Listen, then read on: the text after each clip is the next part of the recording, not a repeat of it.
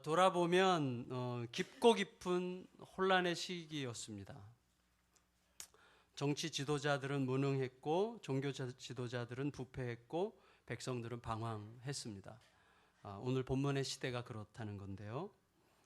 나라가 아주 총체적으로 무기력해가지고 오랜 라이벌이었던 블레셋으로부터 아주 상당히 수치스러운 좀 정치적 군사적 유린을 계속 당하는 그런 입장 속에 있었습니다.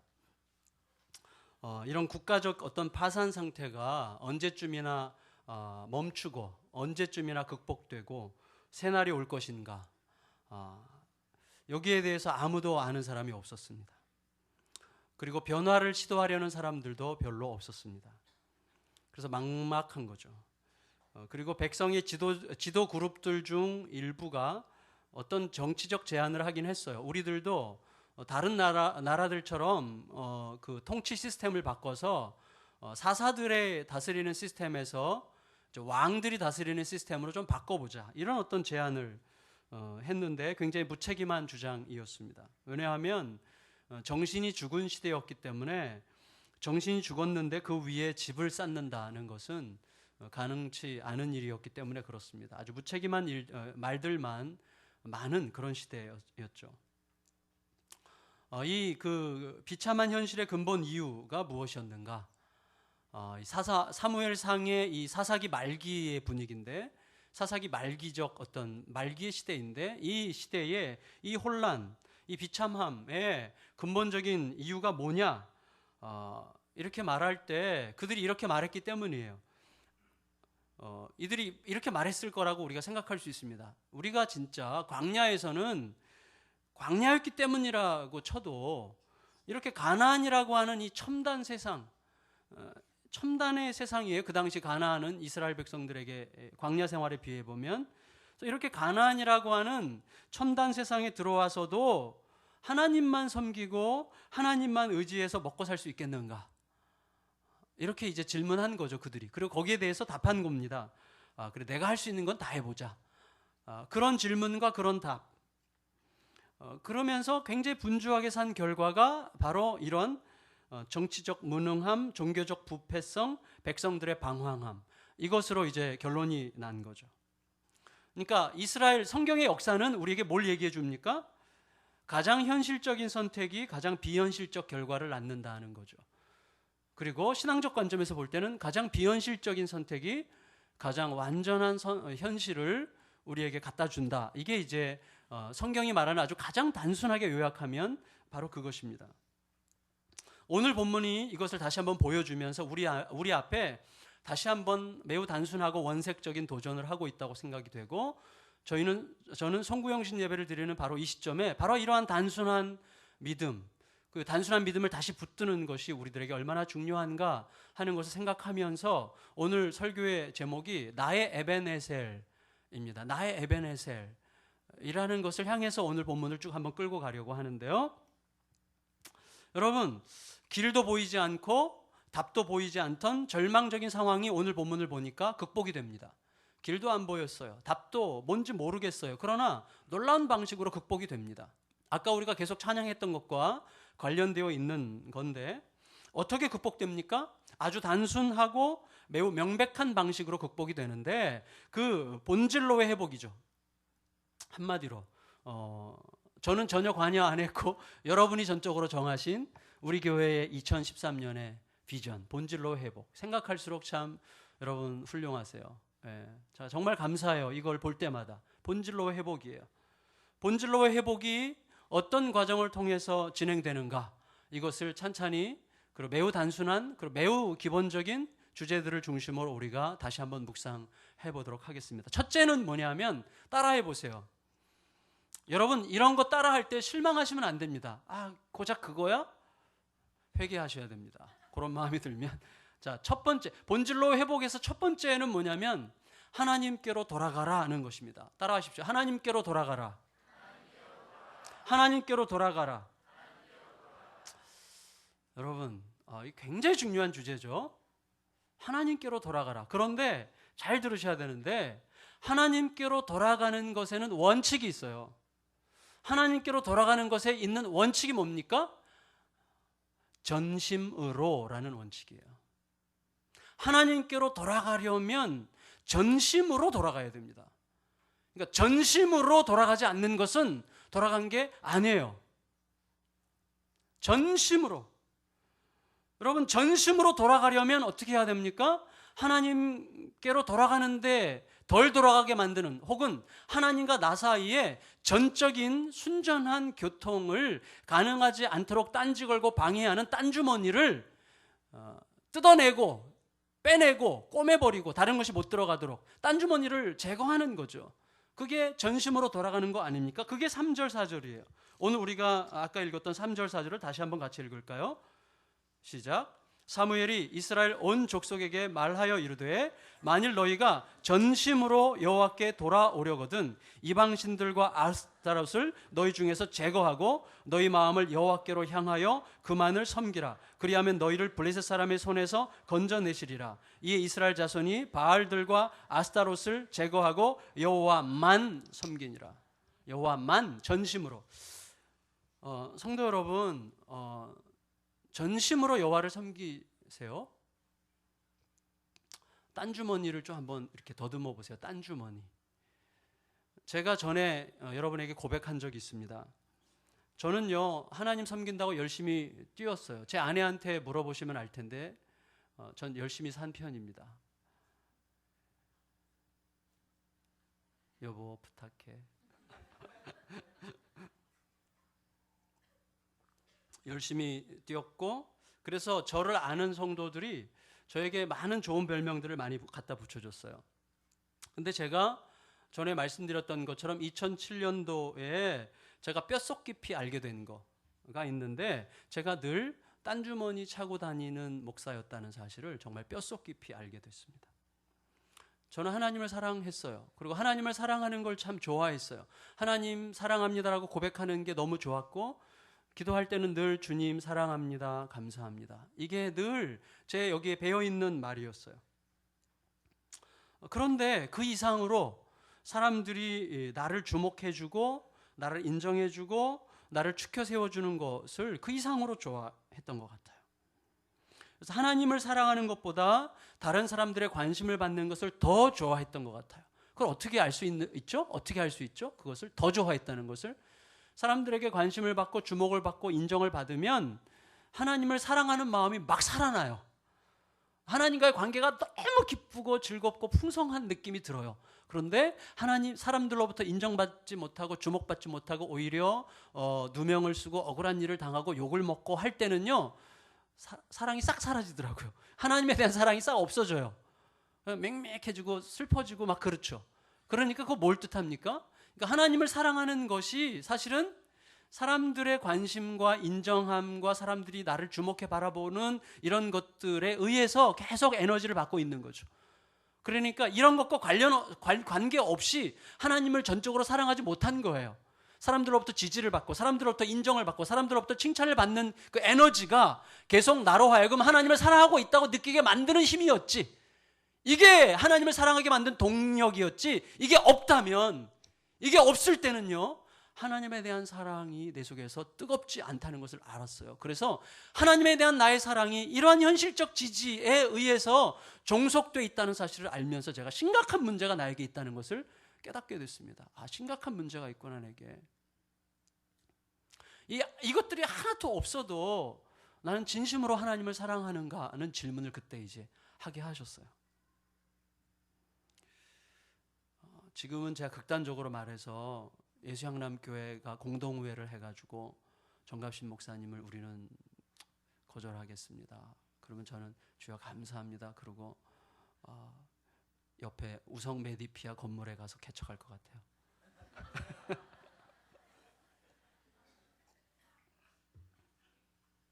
여러분, 내 삶이 새로워지려면, 내 가정이 새로워지려면, 우리 교회가 날마다 새로워지려면 하나님으로 돌아가되 어떻게 해요? 전심으로 돌아가야 됩니다. 그리고 하나님은 그것을 정확하게 하시죠. 정말 정확하게 하십니다. 내가 하나님께 전심으로 돌아가는지 그렇지 않은지를 정확하게 하십니다. 여러분, 지금 우리가 어디서부터 시작했어요?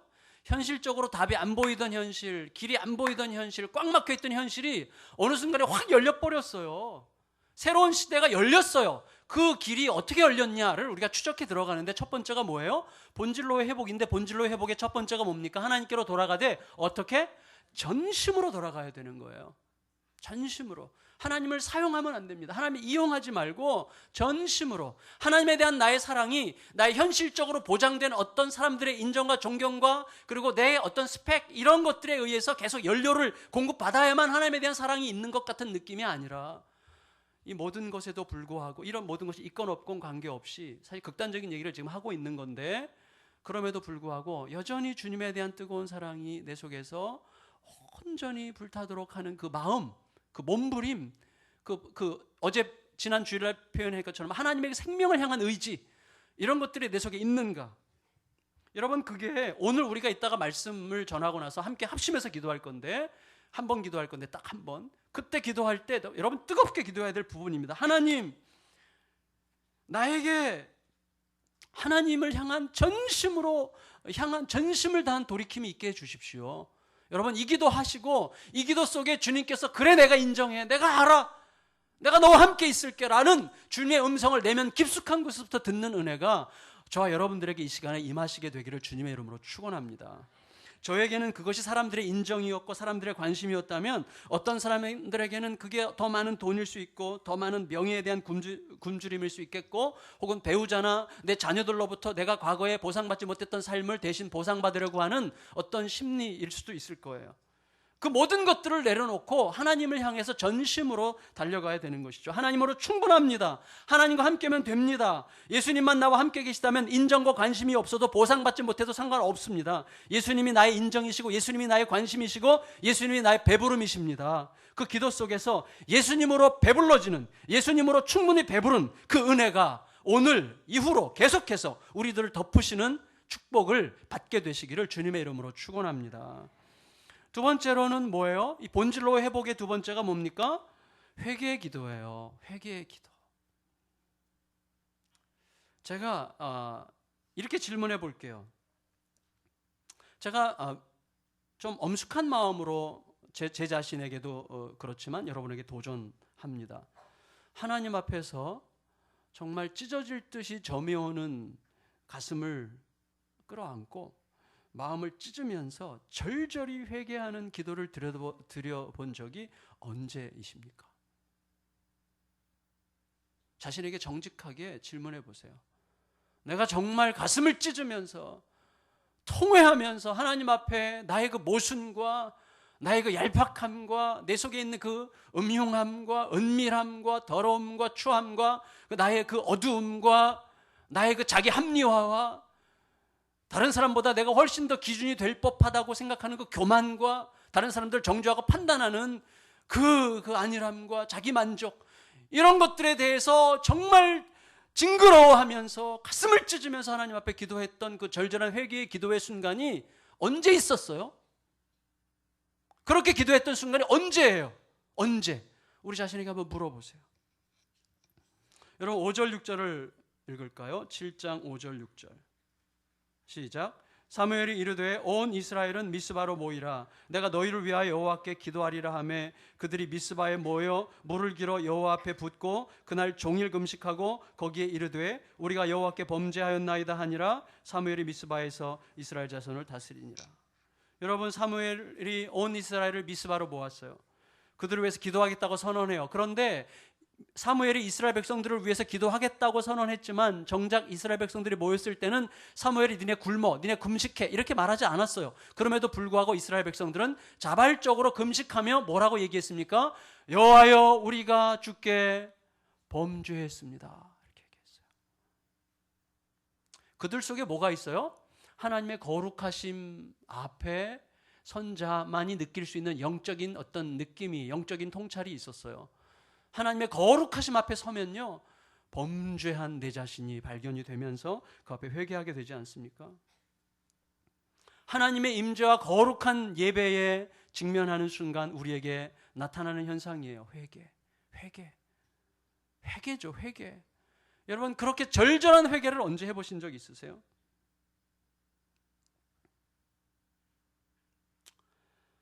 여러분, 그런 기도를, 그런 절절한 회개의 기도를 드려본 적이 아주 까마득한 어떤 시점인 것, 까마득한 시점이라면 그 시점이 무엇과 관련되어 있습니까? 나의 너무 가벼운 영혼, 너무 엉클어져 있는 나의 영혼, 너무 맹맹하고 그리고 뭔지 모르겠는 뭔가 복잡한 내 영혼과 너무나 깊은 관계가 있는 거예요. 여러분, 절절한 회개를 하나님 앞에 정말 절절한 회개를 하고 나면 어떻게 하죠? 영혼이 목욕을 하는 거예요. 영혼이 목욕해요. 묵직해집니다. 영혼이 묵직해지고 찬찬해지고 그리고 정돈되지 않습니까? 우리들은 영혼의 자유를 누리고 있습니까? 가뿐합니까? 무겁습니까? 우리의 영혼은 담대함을 누리고 있습니까? 힘이 있습니까? 무기력합니까? 정직한 회개와 자기 통찰의 시간과 밀접하게 관계된 거예요. 깊은 회개. 여러분, 깊은 회개, 제가 새해 벽두부터 깊은 회개를 말씀드리는 것을 용서하십시오. 그러나 너무나 이게 없으면요 절대로 그 자리까지 못 가요. 깊은 회개, 정말 깊은 회개, 적당히 버무리면서 가지 말고 깊은 회개 속으로 가야 됩니다. 저에게도 하는 말이죠. 제가 요새 드라마 시청률 1위 서영이 보십니까? 저도 가끔 보는데 거기 보니까 지난 주일날 저녁 때 보니까요, 거기 뭐 윤희사라고 하는 여자가 뭐 이렇게 무슨 잘못해놓고 그 20년 동안 옆에서 이렇게 그걸 감추고 이제 살았는데 그게 이제 드디어 이제 밝혀지는 장면이 있더라고요. 드라마 보는 것을 한심스럽게 생각하는 분들이 몇 분 지금 따갑게 저를 보고 계세요. 저 드라마 좋아합니다. 근데 여러분, 제가 그 자매가 막 벌벌벌 떠는 거예요. 자기의 그 비밀이 드러나는 게 벌벌벌 떨어요. 그래서 이제 비밀이 드러나니까 이제 비로소 이 윤희사인데 그 직원이 윤희사의 불행이 시작되는구나, 이렇게 생각되지 않는 거예요. 제 마음속에. 이제 그 불행한 시간들이 끝나고 드디어 이 자매에게 자유가 오는구나, 이런 마음이 오더라고요. 자유가 왔구나, 이 자매에게. 여러분, 회개는 고통이에요. 고통. 하지만 회개의 선물은 위대합니다. 우리에게 자유를 주죠. 꽁꽁 숨겨두었던 부끄러움과 죄송함들을 하나님 앞에 토해내는 시간은 정말 피하고 싶은 시간이지만 이를 악물고 직면해서 쏟아내면 하나님은 우리들에게 위대한 자유를 주세요. 그 위대한 자유의 출발점, 첫 단추가 뭐예요? 회개예요. 회개하지 않으면요 자유가 없습니다. 적당히 용서받으며 적당히 풀면서 이렇게 적당히 막 이렇게 얹혀서 이렇게 가는 거로는요 절대로 출발이 안 되는, 출발 자체가 안 되는 거예요. 제가 엊그제 토요일 저녁에 일기를 썼는데요, 그날 일기의 제목이 칫솔 범죄였어요. 칫솔 범죄. 여러분이 들으시면 정말 제가 정말 유치하고 쪽팔린 사람입니다. 근데 제 속에 있었던 에피소드예요. 지난 금요일 새벽에 제가 이제 요새는 이제 새벽에 4시쯤 보통 일어나는데, 일어나서 이제 말씀을 좀 묵상하다가 이제 교회를 오는데, 매주 금요일은 제가 큰숲 그 목회자 모임이 있는 날이에요. 그래서 4시에 일어나서 이제 준비하고 교회를 와야 되는데, 요새 아내가 몸이 좀 안 좋기 때문에 아내가 곤히 잠을 자는데 아내를 깨울 수가 없어가지고 안방 화장실을 못 가고 이제 거실 화장실을 들어가서 이제 대충 씻고, 그 다음에 이제 그날따라 그 모임이 끝나면 제가 우리 교회 내년 봄에 할 내적 치유 수양회를 위해서 한국 상담학회 그 이제 회장님 부부와 저희네에서 같이 하기로 했는데, 그분과 이제 오후 내내 그 회의를 하기로 했거든요. 그러고 나서는 제가 치과를 가야 돼요. 그러니까 칫솔이 필요하잖아요. 양치를 해야 되잖아요. 그래서 칫솔과 치약을 이제 거실 화장실에 있는 거 아무거나 이제 집어가지고 갔어요. 그래서 그냥 하루 종일 있다가 써서 저녁 때 들어왔는데 여전히 그 칫솔 치약은 제 가방에 있는 거예요. 근데 둘째 딸 하림이가 들어오더니 갑자기 화장실에서 나오면서 엄마, 내 칫솔 어디 갔어?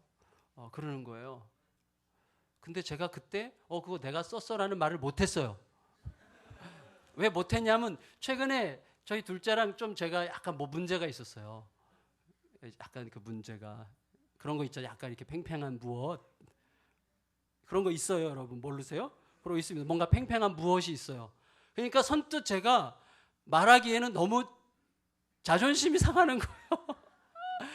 그래서 말이 안 나왔어요. 그래가지고 가방에다 그냥 있었어요. 근데 그날따라 이것이 얼마나 뭐 금반지 찾듯이 그렇게 찾더라고요. 칫솔 그냥 아무거나 갖다 쓰면 되죠. 없으면. 그걸 가지고 엄마랑 둘이서 막 집안을 완전히 뒤지면서 막 난리가 난 거예요. 저는 책상에 앉아가지고 꼼짝하지 않고 있었어요. 아유, 그러더니 드디어 우리 집에 누가 들어오나 보다, 우리 없을 때. 결론이 그랬어요. 누가 있나 찾아봐. 막 그러면서 막 뒤지는데 얼마나 화끈거리는지. 그리고 결국은 못 찾고 이제 잠자리에 들었어요. 그 다음날 새벽 4시에 제가 일어나가지고 역시나 칫솔을 자연히 떨어져서 못 찾는데 떨어진 그 위치. 그러니까 자연히 우연히 떨어뜨렸으면 떨어졌을 법하지만 눈에는 잘 안 보이는 자리에 몰래 놨어요. 완전 범죄를 위해서. 그리고 칫솔은 때밀이 수건이 있는 조그만 바가지 거기다가 이렇게 놔서 이거를 왜 못 봤지? 라고 말하게 만들 만한 위치에 거기다 딱 놔서 완전 범죄를 제가 한 거예요. 그리고 이제 저녁 때가 됐어요. 토요일 저녁이 됐는데 이것이 토요일 날 오더니 또 칫솔 얘기를 하는 거예요. 엄마 아무래도 이상해. 칫솔이 어떻게 됐는지 모르겠어. 그랬더니 아내가 갑자기 한다는 말이 뭔지 아세요? 나 그거 찾았어. 그러는 거예요, 아내가. 어디서 찾았냐 그랬더니 엉뚱하게도 내가 놔둔 것이 아니라 안방에서 찾았다는 거예요. 안방에서. 그러면서 아내는 지금 헷갈리는 거예요. 칫솔. 딴 칫솔 갖다 오고 이거 네 칫솔이잖아. 그리고 너가 전에 안방에 들어왔다가 씻었잖아. 그때 이거 놓은 거야. 그랬더니 얘가 그래요? 그러면서 문제가 해결이 된 거예요. 그러니까 그야말로 완전 범죄. 완전 덮어졌어요. 제가 그때 놀랬어요. 뭐냐면 세상에 많은 일들이 이런 어떤 엉뚱한 해석에 의해서 덮어질 수 있는 거구나. 아내가 해석을 너무 잘해줘가지고요. 다 거기에 수긍하고 넘어갔어요, 그냥. 근데 제가 오늘 설교를 준비를 하는데요. 너 어떻게 설교 준비하려고 그러냐. 계속 하나님께서 찌르시는 거예요. 그래갖고 아까 낮에 아내한테 가가지고 여보 사실은 그 칫솔 내가 썼어. 그러면서 이제 고백을 했더니 아내가 막 허리가 끊어질 듯이 웃는 거예요. 얼마나 웃는지. 그러고 나서 또 딸한테 문자를 보내가지고 다 이렇게 상황을 설명 미안하다 그랬더니 딸이 너무 고맙게도 괜찮다고 아빠가 말해줘서 너무 고맙다고 아빠 사랑해요 이렇게 해서 문자를 다시 보내줘서 제가 지금 마음이 어떻겠어요? 설교할 자격이 생긴 거예요. 얼마나 후련한지 몰라요. 너무 후련해. 사실 여러분 이건 별것 아니잖아요. 별것 아니죠. 근데 여러분 이스라엘 백성들이요 하나님 앞에 자기 자신을 이렇게 토해낸다고 할 때 이건 보통 일이 아닙니다. 사사시대 말기에 그들이 뭐 했어요? 아스타롯을 버리고 바알을 버리고 신상을 버리고 그 다음에 하나님 앞에서 자기들이 여호와만 섬기기로 작정하면서 깊은 회개 속으로 들어갔다는 것은요 굉장히 중요한 것입니다. 여러분 우리들에게 우리의 숨겨진 진실을 털어놓을 수 있는 하나님이 계시다고 하는 사실은 보통 선물이 아니에요. 정말 너무나 위대하고 놀라운 선물이에요. 회개는 고통스럽고 위대한 선물입니다. 정말로 이스라엘 백성들이 자기들의 잘못을 공개적으로 자백하면서 사무엘과 함께 금식하며 기도했다는 것은요 그 개인과 가정과 나라의 새로운 출발을 위한 가장 아름답고 위대한 선택이었어요. 여러분 우리가 1월 초를요 기대감으로 시작합니다. 그러나 하나님 앞에 하나님으로 전심으로 돌아가고 그 앞에서 내 자신의 쓴뿌리를 하나님 앞에 털어내놓고 회개함이 없이는요 우리의 모든 기대는 사실은 너무나 근거 없는 기대에 불과하다는 사실을 절대로 잊지 마셔야 됩니다.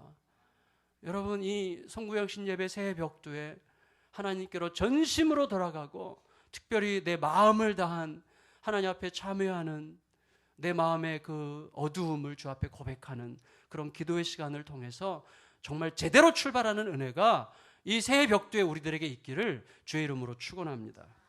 세 번째 이제 점점 중요합니다. 세 번째 네 번째가 훨씬 더 중요한데요. 세 번째는요 따라해 보세요. 계속해서 기도하라. 계속해서 기도하라. 성도 여러분 이 본질로의 회복이라고 하는 것은요 현실과 상황에 굴복하지 않고 계속해서 기도하는 것과 관련되어 있어요. 무슨 말인가 하면요 저를 보세요. 우리가 몸과 마음을 새롭게 했습니다.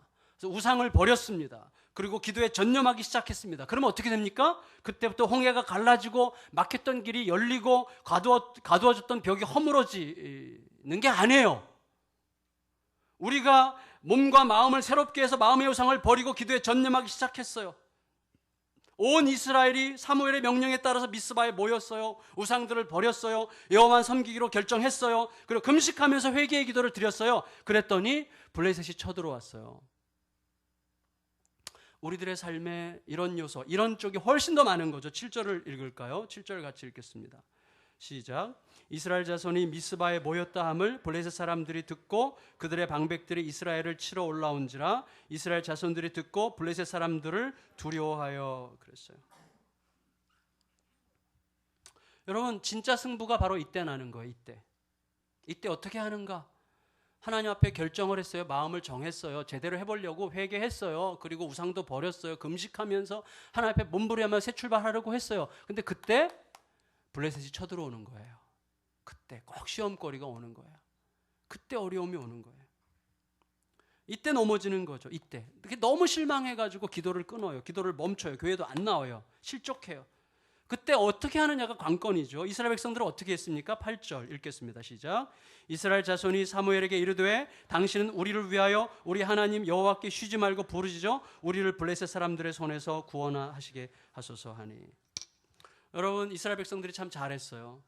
당황스러운 상황 앞에서 좌충우돌하지 않았어요. 사무엘에게 중보기도를 요청했어요. 그 말은 뭡니까? 우리도 기도할 테니까 기도해 주세요. 그 말이죠. 우리도 전심으로 기도하겠습니다.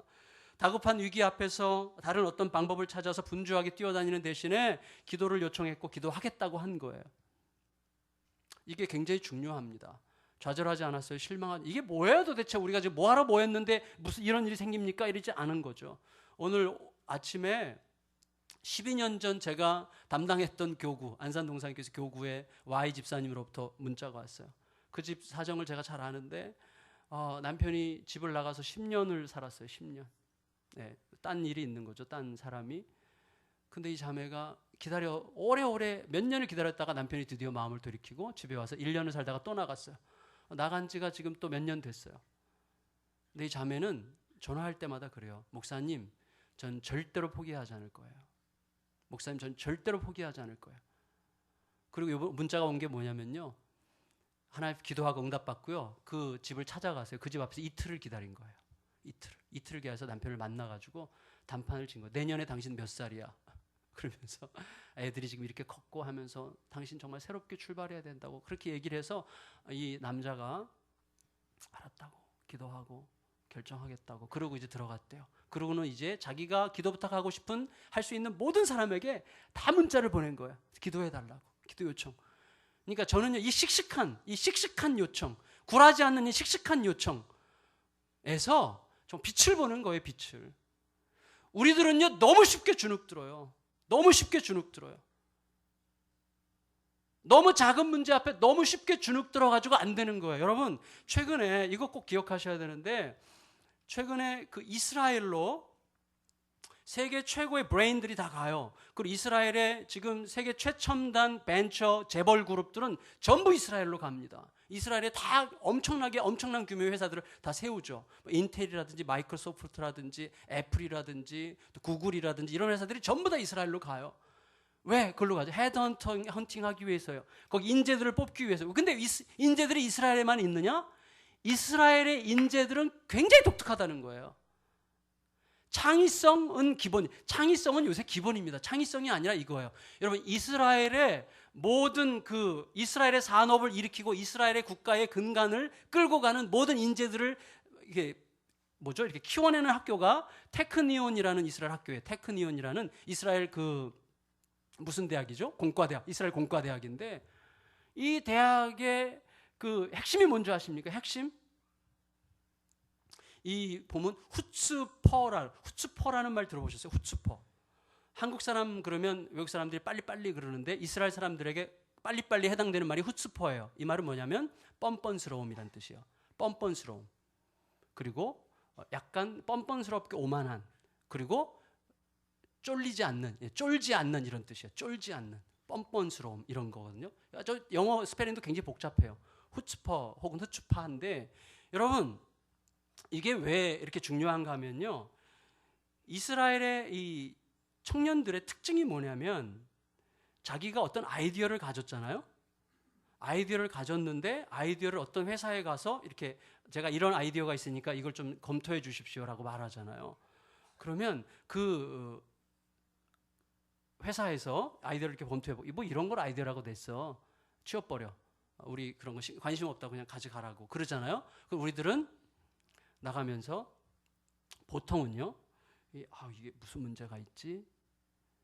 그러면서 이 아이디어에 주눅이 들어요. 라고 휴지통에 집어넣든지 아니면 굉장히 주눅 들어 있는데 이 후츠퍼 이 정신이 있는 거예요. 이스라엘 청년들에게는 뭐가 있는가 하면 이 사람들은 이 아이디어에 긍정해 줄 만한 투자자를 만날 때까지 찾아다니는 거예요. 절대로 포기하지 않는 거예요. 그래서 이스라엘 사람들이 제일 쓰지 않는 단어 1위가 뭔지 아세요? I'm sorry예요.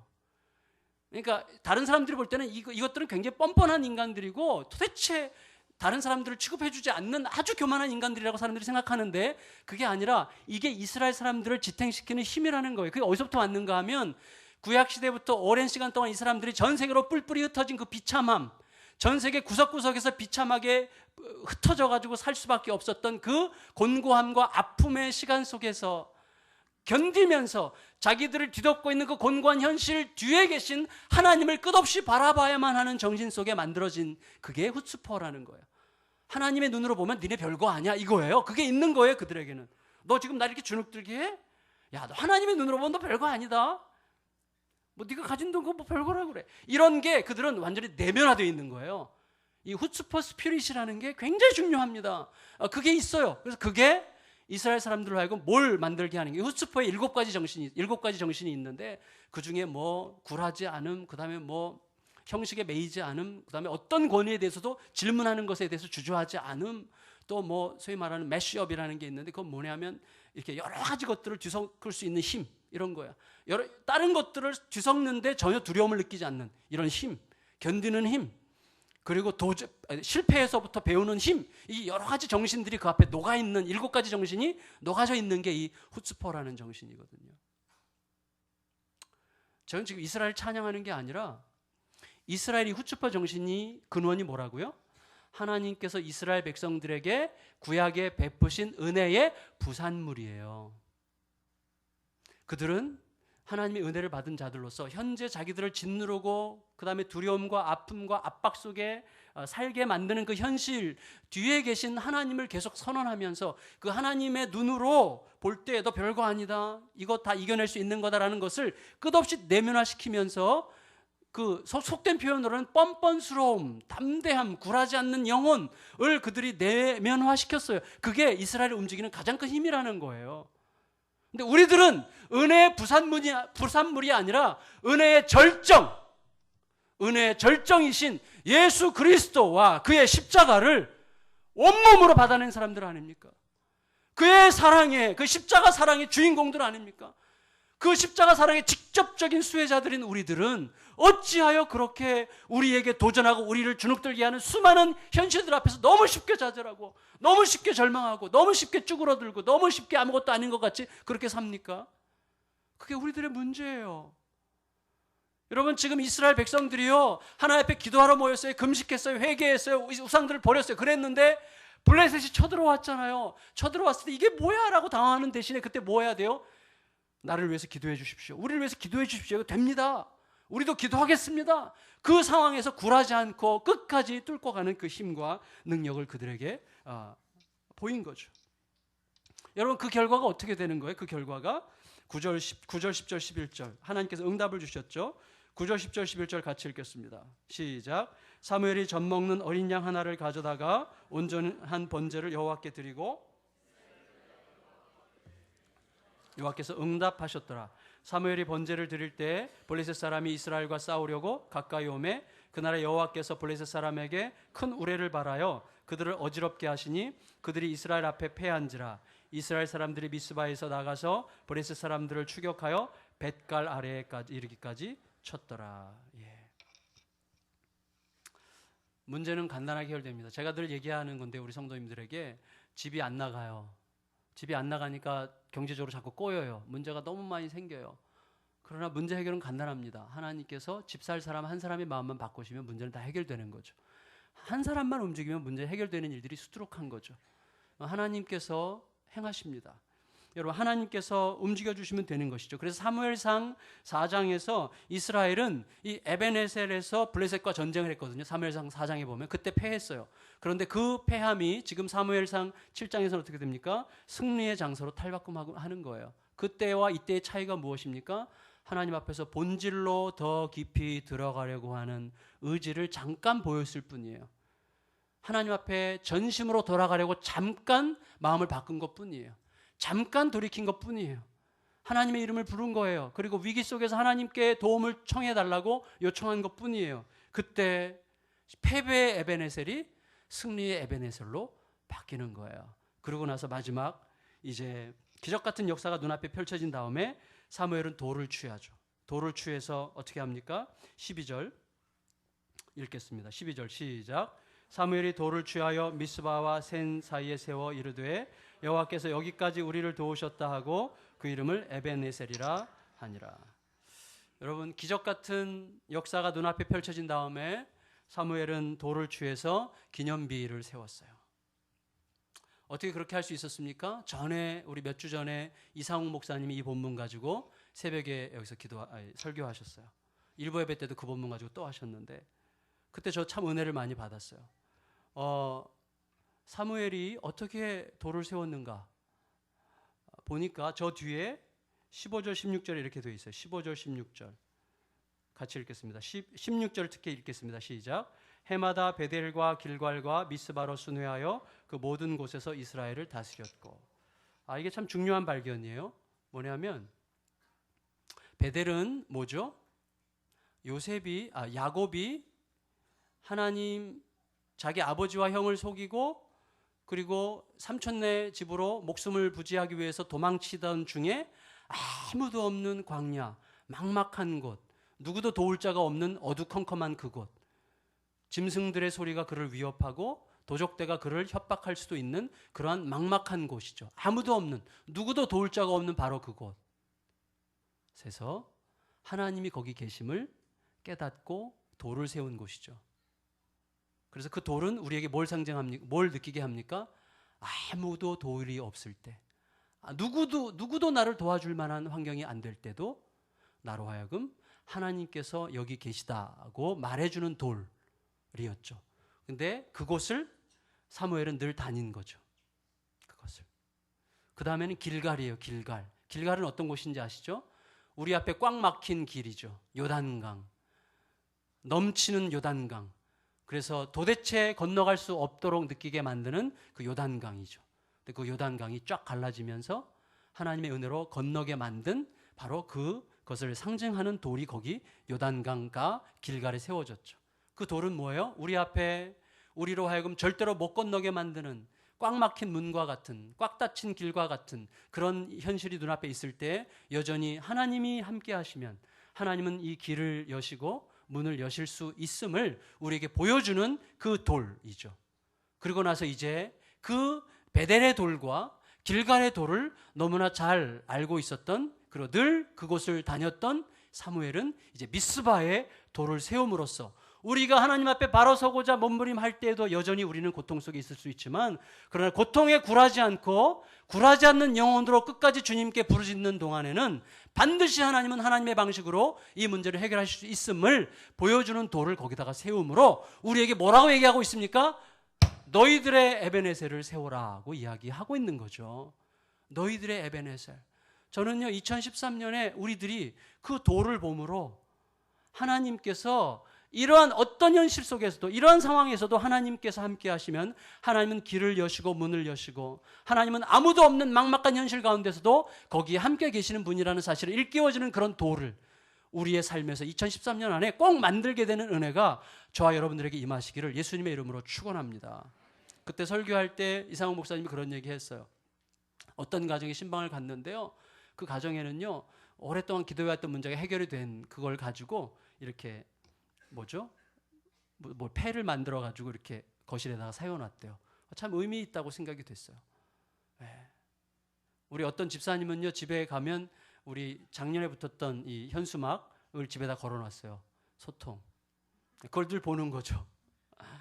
전 참 좋은 거라고 생각이 됩니다. 저도 그걸 한번 해보려고 그래요. 하나님의 역사, 우리 이제 하나님께서 하나씩 고비를 넘기실 때마다 기념패를 만들어가지고 거실에다 이렇게 세워두는 거죠. 1년에 최소한 한 개씩은 세워둬요. 그걸 볼 때마다 이와 동일하고 비슷한 상황이 왔을 때 하나님은 여전히 나를 기억하게 하시고, 그리고 그 상황에서 나에게 넘어서게 하시는 그 하나님이신 것을 내가 알도록 하기 위한 기념비를 거기다 세우는 게 의미 있겠다, 이런 생각을 하게 되었습니다. 그때 이스라엘 안에 어떤 삶이 시작되었습니까? 말씀을 읽고 마치겠습니다. 13절 14절 13절 14절 시작. 이에 블레셋 사람들이 굴복하여 다시는 이스라엘 지역 안으로 들어오지 못하였음에 여호와의 손이 사무엘이 사는 날 동안에 블레셋 사람을 막으심에 블레셋 사람들이 이스라엘에게서 빼앗았던 성읍이 에그론부터 가드까지 이스라엘에게 회복되니 이스라엘이 그 사방 지역을 블레셋 사람들의 손에서 도로 찾았고 또 이스라엘과 아모리 사람 사이에 평화가 있었더라. 아멘. 대적자들이 잠잠해집니다. 그때 여러분, 하나님께 나와서 딴 주머니를 제거하고 전심으로 회개하고 굴하지 않는 영혼으로 위기 속에서도 기도하고, 그리고 에베네셀의 돌, 도움의 돌을 거기에 세웠을 때 어떤 일이 생겼어요? 대적자들이 잠잠해집니다. 영토가 회복이 됩니다. 평화가 찾아옵니다. 여러분, 그 은혜의 주인공들이 되시지 않겠습니까? 여러분, 2013년에는 여기 계신 모든 분들이 다 그 은혜의 주인공들이 되시기를 예수님의 이름으로 축원합니다. 이 시간에 우리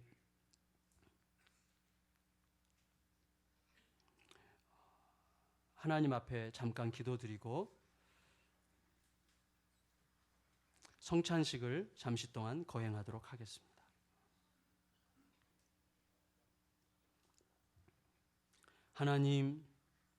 하나님만 전심으로 따르지 못하도록 장애물이 되는 것들을 과감하게 내려놓습니다. 하나님께 전심으로 회개하며 기도합니다. 어둠의 터널과 고통의 시간에 넘어지지 않고 굴하지 않는 영혼으로 다시 시작할 수 있는 은혜를 허락하여 주시옵소서. 우리에게 가장 필요한 것은 다시 시작할 수 있는 영혼입니다. 주님, 그 은혜 베풀어 주십시오. 2013년에 우리 각자의 에베네셀을 세우는 은혜가 우리들의 삶에 임하게 하여 주시옵소서. 존귀하신 예수님의 이름으로 간절히 기도드리옵나이다. 아멘.